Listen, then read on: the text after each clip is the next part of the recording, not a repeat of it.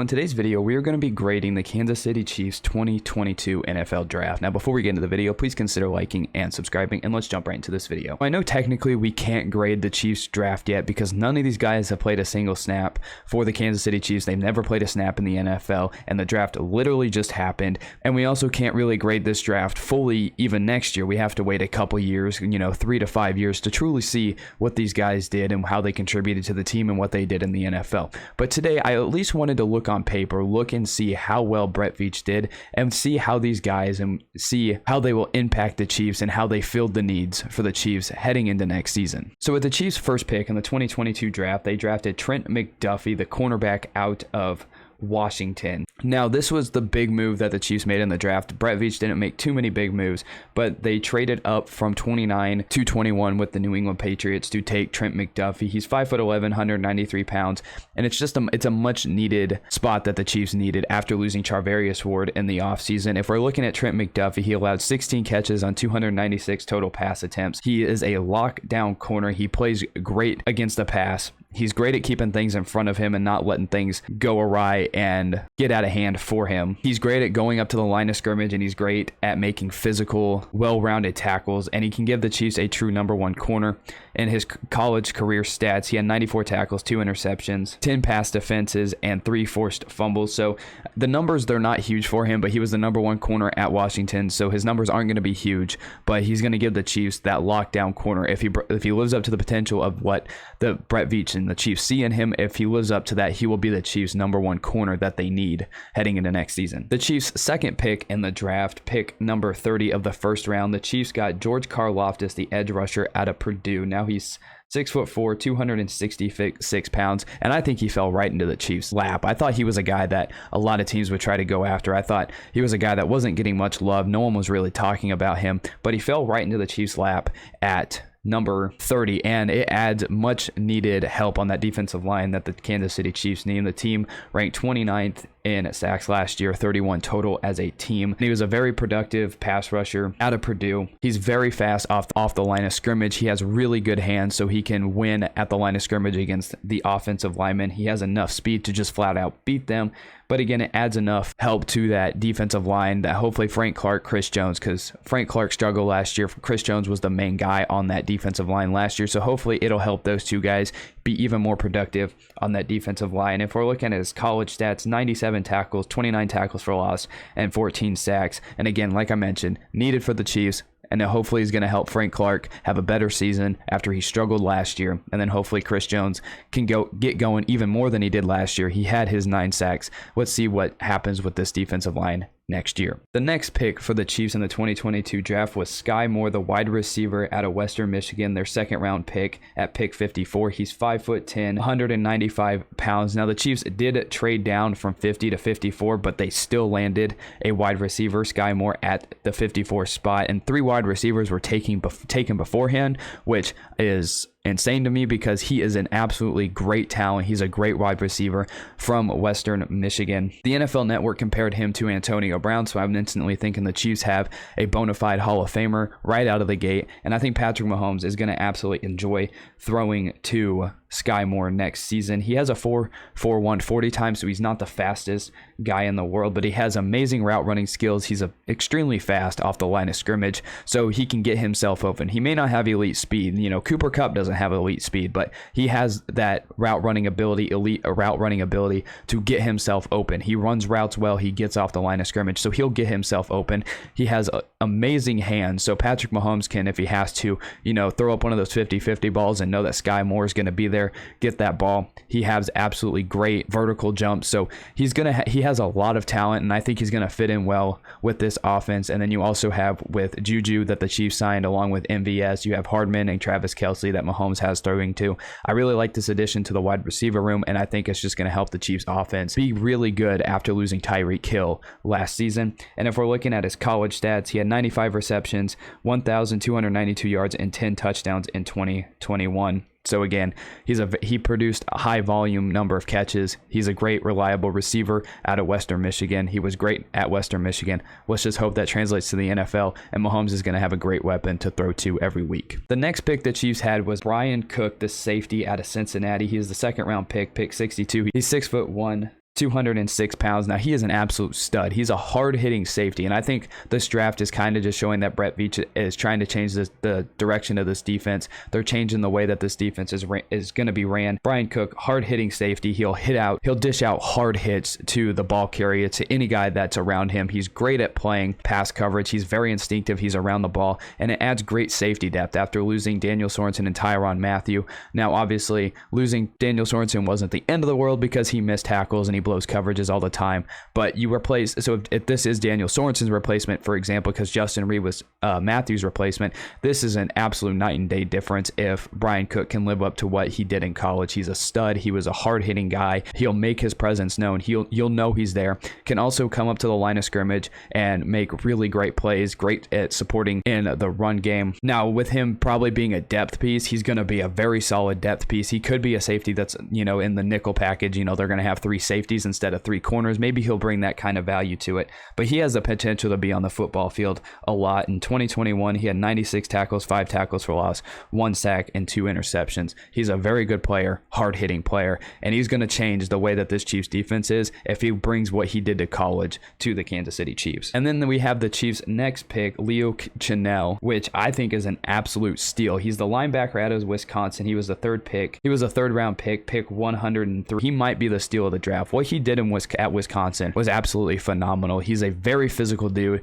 Along with Bryan Cook, you're adding 2 really hard-hitting guys to that defense. So this defense is going to be a very physical defense. You have Chris Jones inside who can already make plays. George Karlaftis added to it. Nick Bolton, Willie Gay great in the run game. You add Trent McDuffie, a rookie out of Washington. You're going to add a lot of these pieces. And then you bring in a hard-hitting guy like Leo Chenal. Like, the Chiefs defense is going to be loaded with guys that will just hit you in the mouth. And it's going to be a very physical defense for the Chiefs next season. And he's like the complete opposite of Ben Niemann. Ben Niemann was a guy that would miss tackles, was just slow, couldn't get to the ball carrier at all. Leo Chenal, the absolute opposite of that. That's a dude who's all around the football, can give great run support, can knock the teeth out of whoever he's hitting. And I really love the physical brand of football that he's going to bring. In his career at Wisconsin, he had 178 tackles, 25.5 tackles for loss, and 11 sacks. In 2021, he had his absolute best season, 115 tackles, 18.5 tackles for loss, and 8 sacks in 11 games. So he was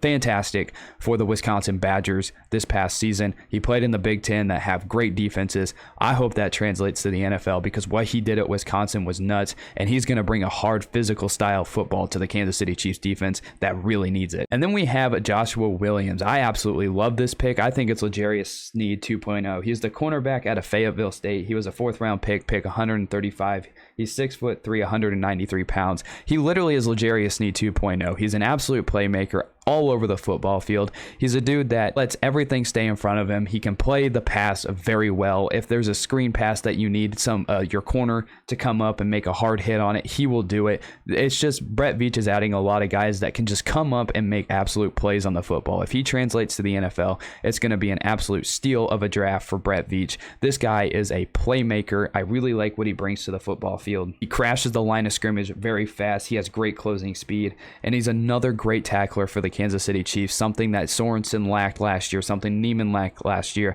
Those 2 guys obviously aren't with the Chiefs anymore, but obviously something that the Chiefs lacked was physical tacklers, and you add L'Jarius Sneed, Joshua Williams, all these guys, Leo Chenal. The Chiefs are going to be a very physical football team and a team that can make plays all over the football field, and I think Joshua Williams has the potential to be a starter for the Chiefs at some point. He's that good. And then we get to the Chiefs' 5th-round pick. We have DARIAN, the offensive lineman out of Kentucky. He's a 5th-round pick 145. He's 6'5", 322 pounds. This is a piece that's going to add great depth for the Chiefs. Niang getting hurt last year. Andrew Wiley came in playing some great snaps, but just the rotation at the right tackle position, I think he's going to bring great depth to the Chiefs offensive line. Again, he was a great player out of Kentucky. He was the highest graded guy from PFF, at least for tackles out of the SEC. Take PFF grades how you want, but again, he's getting high praise. He's a great piece for the Chiefs. He's a great run blocker. He can get to his first level guys of the defensive line, but also good at getting to the second level guys guys. And so if the Chiefs need to bring in like a 6th offensive lineman in the run game, I think this is a guy that the Chiefs can bring in and do that. But again, nothing wrong with adding depth to the offensive line. This is actually something I wanted the Chiefs to do, and I really like the pick of DARIAN, the offensive lineman out of Kentucky. And then we get to the Chiefs' later round picks. First, we have JAYLEN Watson, the cornerback out of Washington State, the 7th round pick 243. 6'2", 197 pounds. This is probably just a depth piece for the Chiefs because he's a very raw corner out of college. He only played 15 games, so he's going to need a bit of coaching. But his career in college, 44 tackles, 2 sacks, 2 interceptions, and he can probably be the guy that gives the Chiefs quite a bit of quality snaps on special teams. There's nothing wrong with special teams because you look at the Packers last year, that was the bane of their existence, always having great special teams. Nothing to be ashamed of that. These guys are going to take development, and we're just hoping that these guys like JAYLEN Watson can make an impact for the Chiefs at some point. And then we have ISIAH PACHECO, the running back out of Rutgers. He's a 7th round pick 251, 5'10", 216 pounds. He's a guy that's probably just going to be, again, a depth piece for the Chiefs at running back. He wasn't very flashy with his numbers in college. In 2019, his best season, 169 rushing attempts, 729 yards, and 7 touchdowns. His career, 563 rush attempts, 2,442 yards, and 18 touchdowns. So his numbers, they weren't huge in college. He's not much of a factor in the pass game either, but with his speed, if the Chiefs need a spark on the offense, he can be a guy that comes in, gives the Chiefs a spark, and make a solid, decent run, set up the Chiefs in a good position for whatever play they're going to run next. If it's a 2nd and really long, have him run the ball really quick. He can bring a good spark of energy. But again, I think it's just a depth piece with him being behind Clyde Edwards-Helaire, Ronald Jones,